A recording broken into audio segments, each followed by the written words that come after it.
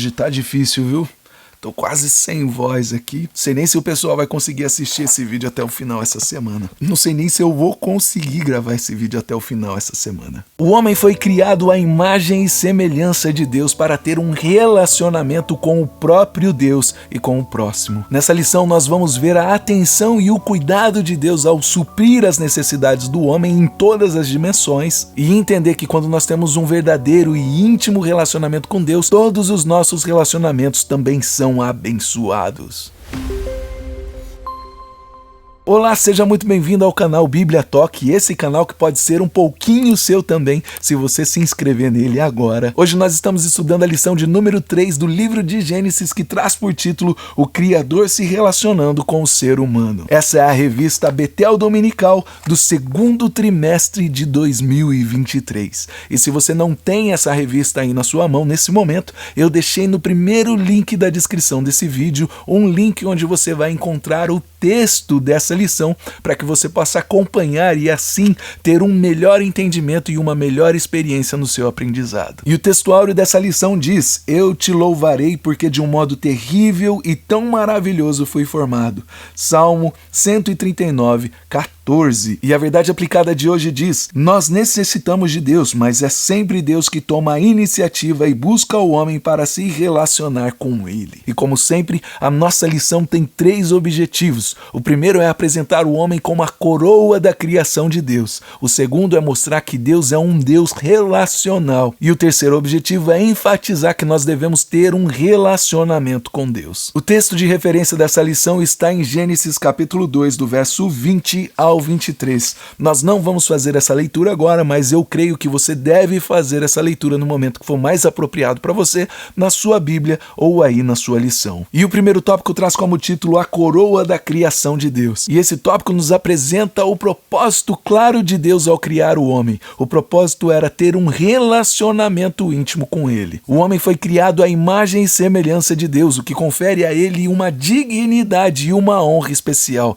conforme nós vemos lá em Gênesis capítulo 1, no verso 26 ao 27. Essa imagem divina também capacita o homem a ter uma comunhão especial com Deus, algo que não é possível acontecer ou encontrar em outras criaturas. Nós vemos que Deus abençoou o homem com a capacidade de reproduzir a imagem de Deus, como nós vemos lá em Gênesis capítulo 1, no verso 28. E ao reproduzir, os seres humanos continuam a refletir a imagem divina, algo que nem os animais e nem os anjos são capazes de fazer. Então nós podemos entender que essa capacidade de reproduzir é uma bênção de Deus para a humanidade. Nós podemos perceber que essa posição elevada que Deus nos concedeu, ela deve nos fazer sentir valorizados e responsáveis em viver à altura dessa posição. Muitas pessoas se sentem inferiores. Existem relatos de pessoas que viram anjos em igrejas e aquela igreja começou a ficar lotada porque todo mundo queria ver o anjo. Mas na verdade, quando nós olhamos para o nosso semelhante, nós estamos vendo a coroa da criação de Deus, e nada entre todas as outras criações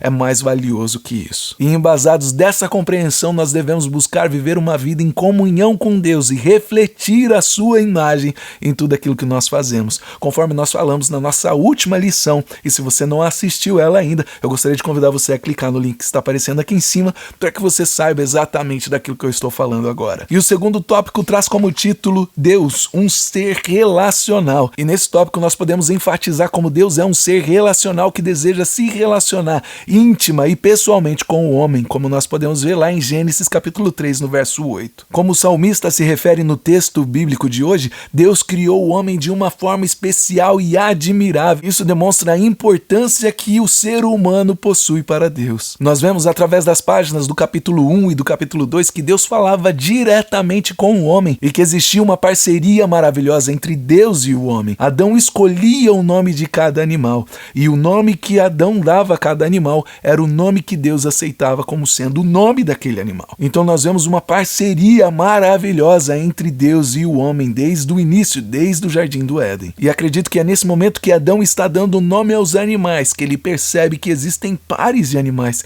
que os animais não estão sozinhos, mas eles estão em casal, e ele ali talvez tenha se sentido só. E é nesse momento que Deus percebe que algo estava faltando na vida de Adão. Em todos os outros momentos, Deus viu que aquilo que ele tinha criado era bom, mas nesse momento específico, Deus viu que estava faltando alguma coisa na vida de Adão. Então é nesse momento que ele cria a companheira que estaria ali do lado de Adão para sempre. Muito embora isso soe bem, que Deus viu a solidão do homem e então decidiu criar a mulher para estar do lado do homem, eu acredito que o plano de Deus de criar a mulher já existia desde o início. Então eu não acredito que Deus tenha visto a tristeza do homem e só por causa disso tenha criado a mulher. A mulher sempre esteve no plano de Deus, só que existiu o momento certo de fazer a mulher, o que culminou que fosse exatamente naquele momento. E a intenção de Deus era que o homem tivesse alguém ao seu lado que correspondesse a ele de uma forma exclusiva, alguém que fosse caminhar ao seu lado e auxiliar em todas as situações. E até nisso nós podemos ver um exemplo de como Deus é um Deus relacional que deseja se relacionar intimamente conosco. Isso nos mostra que Ele quer que nós caminhemos com Ele, que nós estejamos trabalhando ao seu lado. E esse relacionamento com Deus é o que nos dá a segurança e a certeza de que se nós buscarmos a Ele, nós teremos a sua santa presença em todas as áreas da nossa vida. E assim nós vamos ao nosso terceiro tópico que traz como título Ligados pelo Criador. E nesse tópico nós podemos ressaltar que o relacionamento entre o homem e a mulher foi criado por Deus com um propósito específico e complementar, como nós vemos lá em Gênesis capítulo 2, do verso 18 ao 25. Adão foi criado primeiro e Eva foi criado depois, posteriormente a partir da costela de Adão. Deus fez a mulher da costela de Adão para que ela pudesse estar ao lado. E essa é a mais pura verdade que nós podemos ver através das escrituras, principalmente aqui no livro de Gênesis. Nós vemos que tanto o homem e a mulher, eles foram criados à imagem de Deus. Então, sendo assim, tanto o homem e a mulher, eles têm o seu valor e a sua importância. E além disso, o texto destaca a importância do relacionamento emocional entre o casal. Emoções tão importantes como a alegria que Adão sentiu com a chegada de Eva. Ele reconheceu que ela era o complemento que faltava na sua vida. Tal qual como Deus compartilha suas emoções com a Santíssima Trindade, os seres humanos, o homem e a mulher, também foram criados com a capacidade de sentir e de compartilhar as suas emoções. Nós podemos destacar também a importância da união íntima entre o homem e a mulher que culmina no ato conjugal. E embora muitos acreditem que a relação sexual ela só venha a existir a partir do momento que o homem e a mulher são expulsos do paraíso, através de Gênesis nós vamos ver que a relação sexual é vista como algo sagrado e santificado por Deus, e que isso deve ser vivenciado dentro do contexto do casamento. De acordo com a Bíblia Sagrada, em Gênesis capítulo 2, do verso 21 a 23, Deus criou Adão a partir do barro, do pó da terra,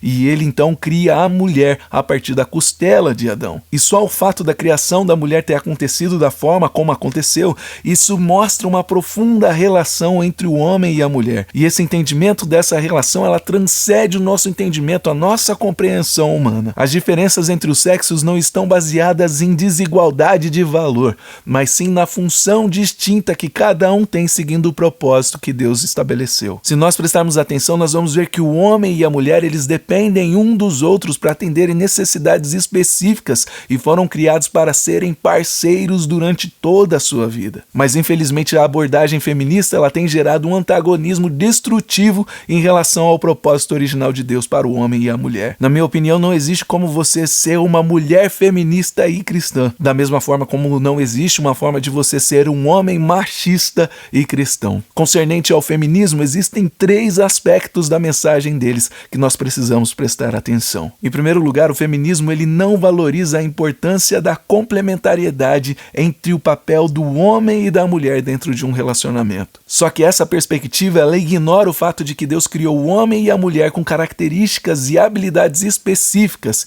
e quando são juntadas elas formam uma parceria completa e harmoniosa. Em segundo lugar, o feminismo ele rejeita a ideia de que o homem possa exercer alguma forma de liderança dentro da família. Só que a Bíblia nos ensina que, embora o homem e a mulher sejam iguais em dignidade e valor, há uma ordem estabelecida por Deus, na qual o homem é chamado a liderar e proteger a sua família de uma maneira amorosa, assim como Cristo ama e protege a sua igreja, conforme nós vemos lá em Efésios capítulo 5, no verso 25 ao 33. A Bíblia nos ensina que o homem deve proteger a mulher, assim como Cristo protege a sua igreja, sendo capaz de entregar a sua própria vida em favor dela. E o terceiro aspecto é que o feminismo ele desestimula a maternidade e o papel das mulheres no cuidado da família. No entanto, a maternidade e o cuidado com os filhos são aspectos fundamentais na vida de muitas mulheres e uma expressão importante do plano de Deus para a humanidade, conforme nós vemos lá em 1 Timóteo no capítulo 2, no verso 15. Então é essencial reconhecer o propósito divino para a vida do homem e da mulher e respeitar essa complementariedade, essa cooperação entre os gêneros, conforme é ensinado nas Santas Escrituras. Nós devemos valorizar a importância do papel do homem e da mulher em um relacionamento e rejeitar a ideia de que o homem não possa exercer uma liderança no lar. E além disso, nós devemos incentivar e valorizar a maternidade e o papel da mulher no cuidado da família. Isso não significa que a mulher não possa trabalhar, que ela não possa ter uma carreira profissional. Isso só significa que nós precisamos desenvolver uma consciência e aceitar que existe um tempo para todas as coisas. Porque é somente assim, através desse entendimento, que nós vamos alcançar uma sociedade equilibrada e saudável, em plena harmonia com o propósito de Deus. Através dos primeiros capítulos do livro de Gênesis, nós vemos que Adão e Eva é visto como um padrão pelo qual a glória de Deus ela é refletida através do casamento. E nós entendemos que o casamento que reflete a glória de Deus é aquele que aponta para a união entre Cristo e a sua igreja. Paulo, ele também faz uso desse padrão para falar sobre a importância da união mística entre Cristo e a igreja, bem como também para proibir a prática da prostituição, como nós vemos lá em Efésios, capítulo 5, do verso 31 ao 32. Mas infelizmente nós estamos vivendo num mundo onde o casamento está se desfazendo em um ritmo absurdo. De acordo com o IBGE, o Instituto Brasileiro de Geografia e Estatística, no ano de 2020 foram registrados aproximadamente um aumento de quase 20% em relação ao ano anterior. E esses números, eles revelam a fragilidade dos relacionamentos. Eles revelam a dificuldade em manter o casamento saudável e duradouro. A união de Adão e Eva estabelecida por Deus é um exemplo de como o casamento deve ser. Uma relação que reflete a glória de Deus e aponta para a união de Cristo e a sua igreja. E se esses casais compreendessem essa verdade e vivessem um relacionamento a três, onde o homem se junta com a mulher e Deus, eu tenho certeza que eles poderiam experimentar um casamento mais saudável. Então, o que nós podemos fazer para evitar que esse dilema ocorra dentro das nossas casas? Existem 5 princípios bíblicos que eu quero compartilhar com você hoje e com certeza você pode aplicar ele na sua vida e em todos os seus relacionamentos. O primeiro princípio é o amor. O amor, ele deve ser a base de qualquer casamento que busca glorificar a Deus. Assim como Cristo amou a igreja e entregou a sua vida por ela, como nós vemos lá em Efésios capítulo 5, 25, os cônjuges, eles devem amar um ao outro incondicionalmente, sendo paciente, sendo bondoso, buscando em Deus a disposição em perdoar, assim como nós também somos perdoados, como nós vemos lá em 1 Coríntios capítulo 13, do verso 4 ao 7. O segundo princípio é a comunicação. A comunicação é essencial para manter um casamento saudável. O casal, ele precisa se esforçar para expressar as suas necessidades e sentimentos e resolver os seus conflitos, que vão existir com toda certeza, de uma forma respeitosa e amorosa, como nós vemos lá em Efésios capítulo 4, no verso 29. A minha esposa, a Lica, muitas vezes ela se ofende com alguma coisa que eu fiz ou com alguma coisa da forma como eu falei, e muitas vezes isso gera uma discussão muito grande, uma briga muito grande, mas depois de tudo a gente acaba se amando mais do que antes. E o mais engraçado de tudo isso é que isso tudo, essa história toda acontece dentro da cabeça dela. E eu só fico sabendo depois que tudo já está resolvido. Eu agradeço a Deus pela vida dela, que tem essa consciência e essa sabedoria em entender que nem tudo aquilo que nós discordamos ou aquilo que nós não estamos alinhados necessariamente precisam ser discutidos naquele momento. Nós temos o tempo, o horário e o local apropriado para fazer todas as coisas e conversar sobre todas as coisas. Então a mulher sábia, ela edifica a sua casa, e a comunicação é uma das chaves de um relacionamento saudável. E o terceiro princípio de um casamento que glorifica a Deus envolve os parceiros cooperarem e trabalharem juntos em prol de um objetivo comum. Ambos devem compartilhar as suas responsabilidades, tomar decisões juntos e apoiar um ao outro em todas as áreas da vida, como nós vemos lá em Eclesiastes capítulo 4, do verso 9 ao 12. E o quarto princípio para um casamento que reflete a glória de Deus é aquele onde ambos, o casal casal, eles crescem espiritualmente juntos na sua fé. Eles oram juntos, eles estudam a palavra juntos, eles participam da vida comunitária da igreja juntos, como nós vemos lá em Mateus capítulo 6, no verso 33. E o quinto princípio é entender que o casamento é uma aliança sagrada entre o homem e a mulher e Deus, que deve ser honrado e mantido por toda a nossa vida. Existem muitas pessoas que acreditam que casa hoje e amanhã, se não der certo, separa. Mas nós vemos pelas Sagradas Escrituras que o nosso casamento é entre o homem, a mulher e Deus. E esse compromisso deve ser mantido pelo resto das nossas vidas, até que a morte nos separe. O casal ele precisa se comprometer em permanecer juntos, independentes do que possa acontecer na nossa vida. Eles precisam estar sempre aptos a trabalhar incansavelmente para fortalecer e proteger o seu relacionamento, como nós vemos lá em Marcos capítulo 10, no verso 9. Tomando decisões intencionais para o bem do relacionamento, entendendo que assim como uma aliança, nosso relacionamento ele não tem fim. E ao seguir esses 5 princípios bíblicos e viver um casamento que glorifica a Deus, os casais podem sim viver e experimentar uma união duradoura, saudável e gratificante. E isso, por sua vez, terá um impacto positivo na nossa sociedade, porque vai ajudar a fortalecer os laços familiares e promover os valores como o amor, respeito e compromisso. Então essa lição de hoje nos ensina sobre o propósito de Deus ao criar o homem e a importância do relacionamento íntimo entre Deus e o homem. E também nos ensina sobre a bênção da capacidade da reprodução concedida por Deus e a responsabilidade do homem em viver uma vida à altura da sua posição elevada. Ela também ressalta a importância do relacionamento emocional entre o homem e a mulher e a complementariedade entre os gêneros, assim também como a santidade da união íntima entre o casal e o padrão estabelecido na criação de Adão e Eva como um reflexo da união entre Cristo e a igreja. E a conclusão dessa lição diz: o nosso relacionamento com o próximo é determinado pelo nosso relacionamento com Deus. Quando por causa do pecado somos alienados de Deus, as demais relações sofrerão danos, conforme veremos na próxima lição. E até lá, que Deus em Cristo te abençoe.